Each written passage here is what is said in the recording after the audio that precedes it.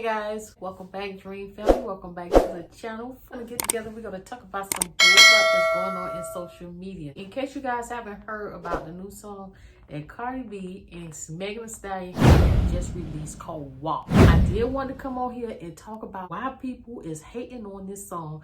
Cardi B and Megan Thee Stallion, y'all know, very highly sexual. They love their bodies. They out there. They explicit and they are very sexual in their songs, right? So who better than Cardi B and Megan Thee Stallion? And I want to know what you guys think about this. So Cardi B and Megan Thee Stallion made this song, and the way they feel about it is we're just talking about the female body and the anatomy and how it works. Okay, it's empowering to women, and men for so long make women feel bad about their bodies.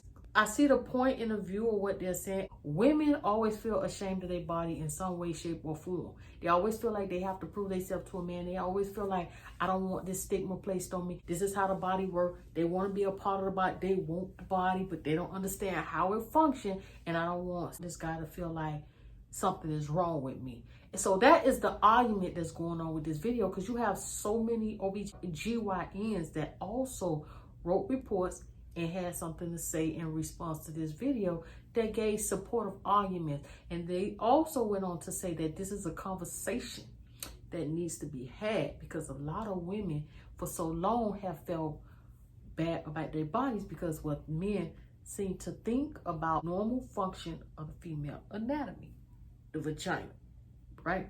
So anyway, so in this song, Cardi B and Megan Thee Stallion, they got it in. They was talking about the flow, the moist, the move, the juicy, all this of the vagina, right?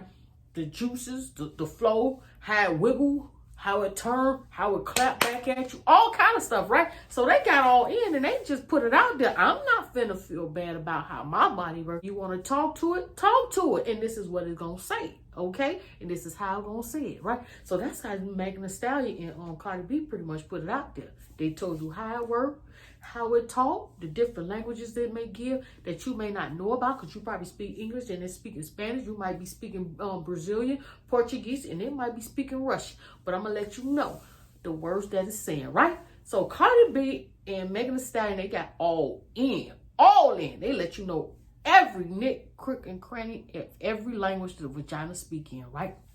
So now, all the guys that want to, like, worship the, and they like to dib and dab, and they don't really know how it works. And as a woman, you have to have heard, seen, or been a part of a situation where in some way, shape, or form, a man really don't understand completely the anatomy of a woman. You understand what I'm saying? They really don't.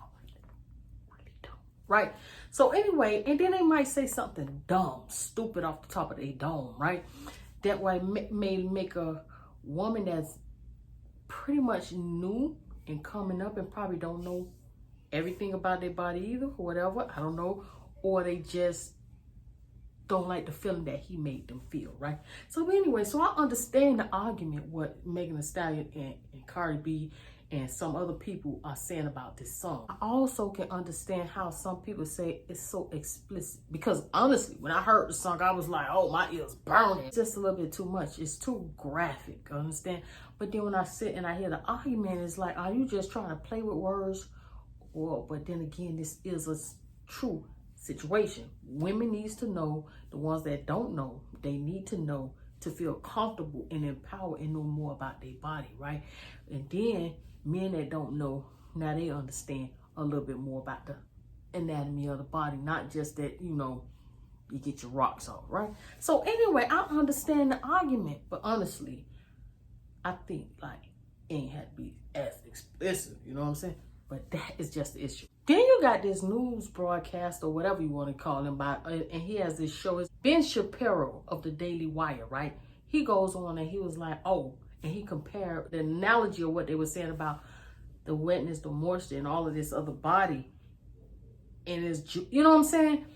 He goes on to try to be like funny, right? So he's like, oh, if it's all that and you comparing it as if you need mop buckets and water, you got a problem. You got this going on, and good enough damn well it ain't all what you trying to make it out to be. Talking about oh, his wife is a doctor and she done diagnosed plenty of women and they done either had this going on or that going on. They must be got this, that, and that, because my wife done diagnosed so many women. She's a GYN, and women that got this going on, like what they talking about, they must be got something physically wrong with them and they need to go see a doctor.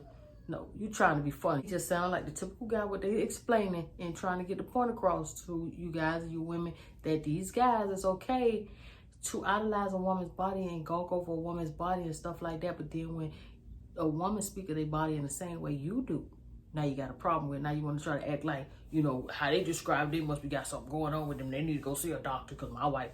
Come on, man. You already know that is not the case. Okay?